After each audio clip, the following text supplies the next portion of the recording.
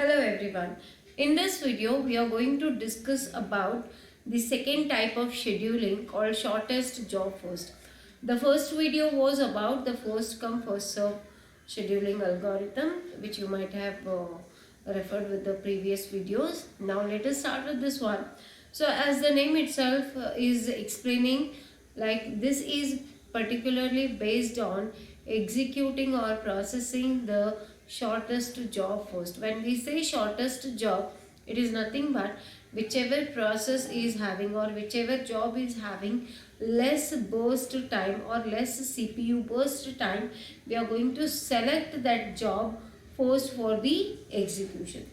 And if at all there are two processes with the same CPU burst time, then we have to use the previous algorithm called the first come first serve scheduling algorithm, so that you are able to break the time.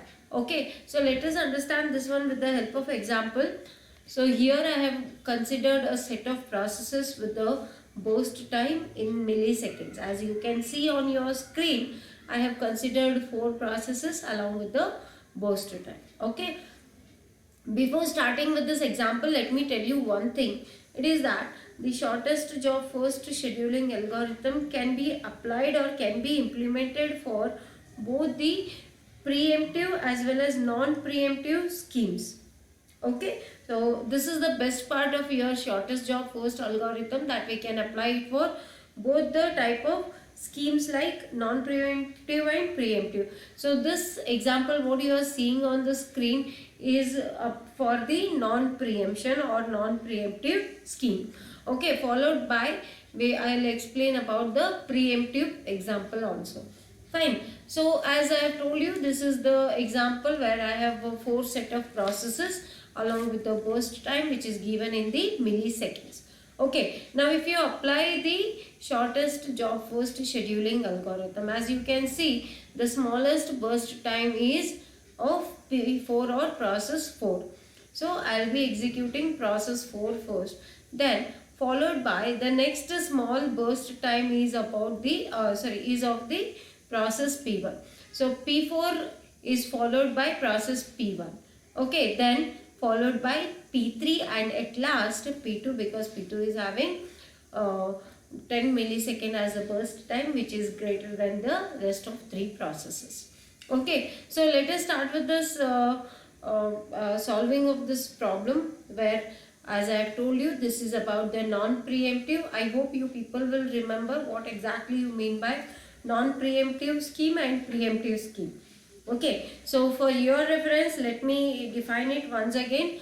Now here I am talking about non-preemptive. That means once the CPU we are allocating for the process, we are not able to take it away from that process unless it is finishing with the processing. Okay, so let us start. If you see the Gantt chart for this particular set of processes, for reference I have taken the table here also. So if you go for the Gantt chart, it will be, as I have told you, the smallest or the shortest job is P4. So let us start with the P4. Okay, that means P4 is getting executed starting from 0 and till 2 millisecond it is going to get executed. Okay, after that the next shortest job is P1. So starting from the second millisecond, it will start processing process P1, which is overall taking 5 millisecond. So as it is starting from second millisecond, so it will be continuing till 5 milliseconds. That means up to 7th millisecond, P1 is going to get executed. Okay, now as per the table what we have considered, the next smallest or next shortest job is P3, which is taking 6 milliseconds to complete. Okay, so next in the process will be P3, which is getting executed. So now because it is starting at 7th millisecond, so as it is taking 6 milliseconds, so up to 13th millisecond P3 is getting executed. Fine. At last we are remaining with P2, so we will start processing P2 and it is taking 10 milliseconds of time to execute. So because P2 is starting at 13 plus 10, so total it is taking up to 23 millisecond for execution. Okay, so this is the process where by using the shortest job first scheduling, we are going to execute the process P4 followed by P1, P3 and P2. Okay, so now the next point over here is to calculate the average waiting time. If you see the average waiting time, the process P4 was not at all waiting. So the waiting time for P4 will be 0. Then the next one was P1, which got processed after P4. So P1 was waiting till 2 milliseconds. So here I have given 2. And then for process P3, it was waiting till 7th millisecond. That's why I have written 7. And lastly, P2 was waiting till 13th millisecond. That's why I have written 13. Okay. So because there were totally 4 processes, so the average waiting time will be somewhere around 5.5 milliseconds.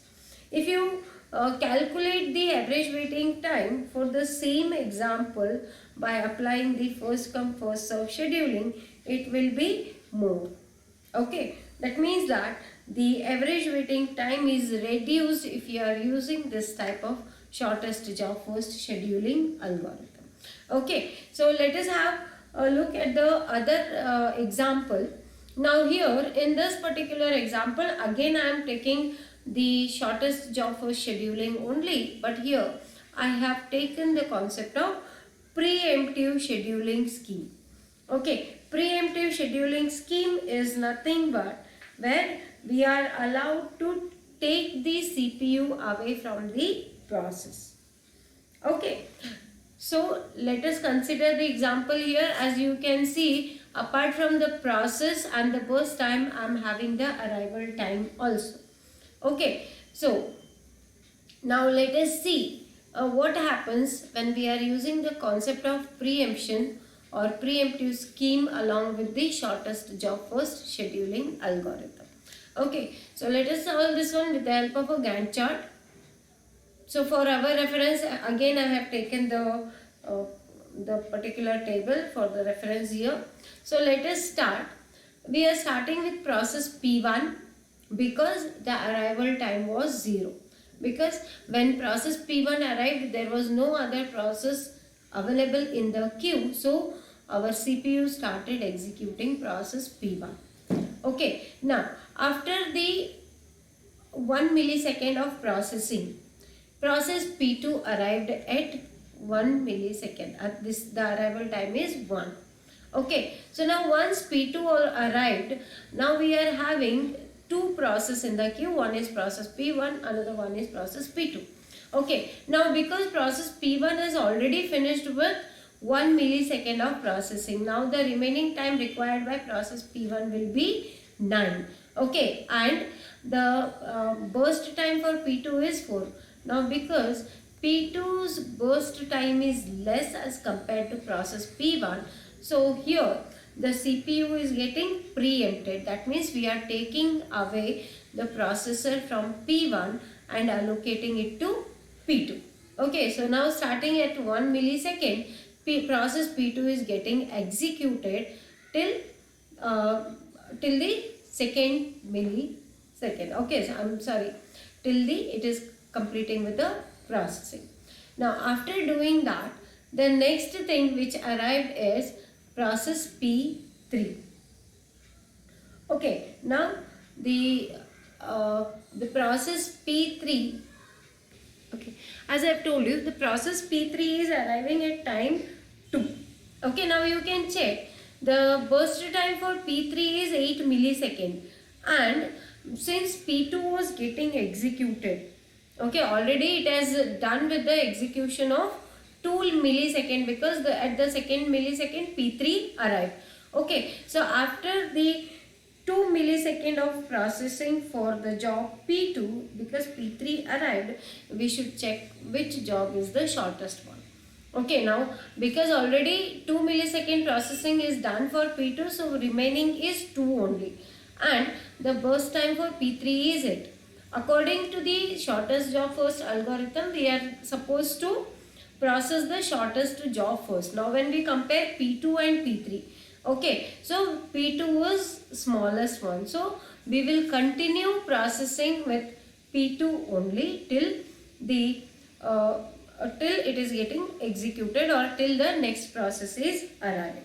Okay, now by the time P2 is completed, both P3 and P4 have joined the queue, okay, along with the P1.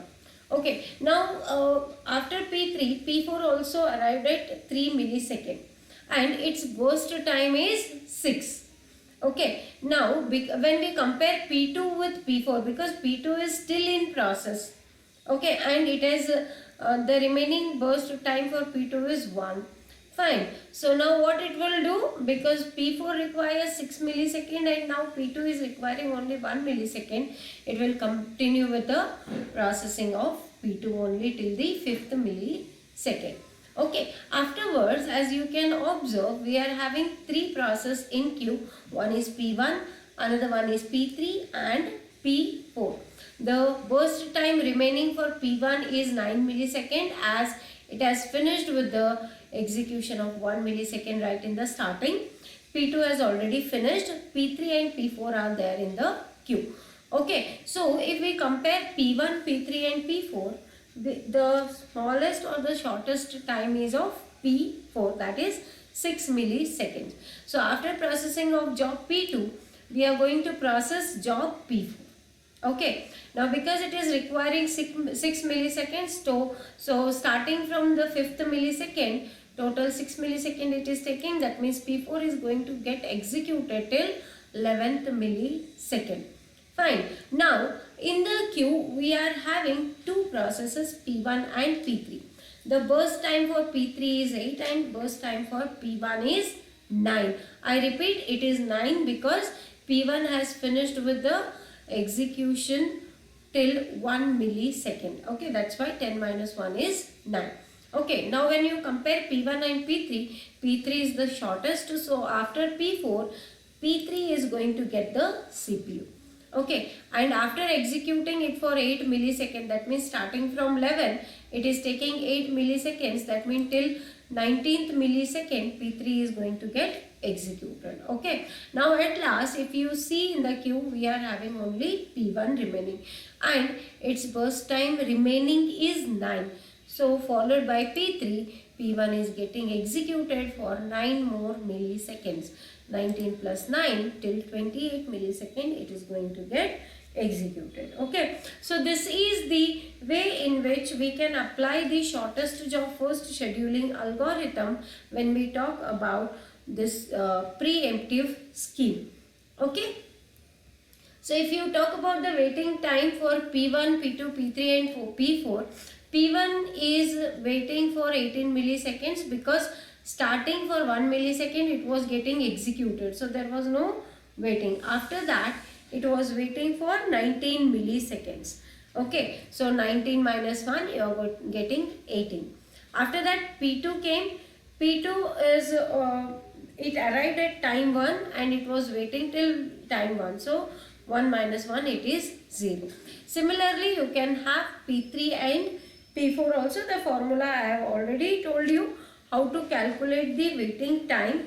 Okay, so I hope there is no need of telling you how to do that, but then also let me tell you, waiting time is nothing but the starting time of the execution minus the arrival time. Okay, so when you go for the total waiting time, the total waiting time was 29, and if you wanted to calculate the average waiting time, it will be somewhere around 7.25 milliseconds.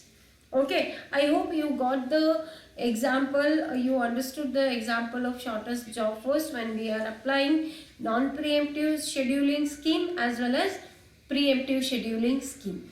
Now if you see the advantages of this shortest job first scheduling, it is like, as I have told you, it can be implemented for both preemptive and non-preemptive schemes, and as I have told you once again, it is going to minimize the average waiting time. And the major thing here in this type of scheduling algorithm is that the shortest jobs need not wait.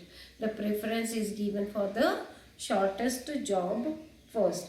Okay, Then if you see the disadvantages of this shortest job scheduling, the first one is you should know the execution time, the burst time of each and every process in advance. Otherwise, it is highly impossible to implement the shortest job first scheduling algorithm. Okay, and the other disadvantage is that whichever jobs are longer or lengthier, okay, they may face longer delays as we are giving preference to the shortest jobs first. Okay, I hope you people have understood about the shortest job first scheduling algorithm.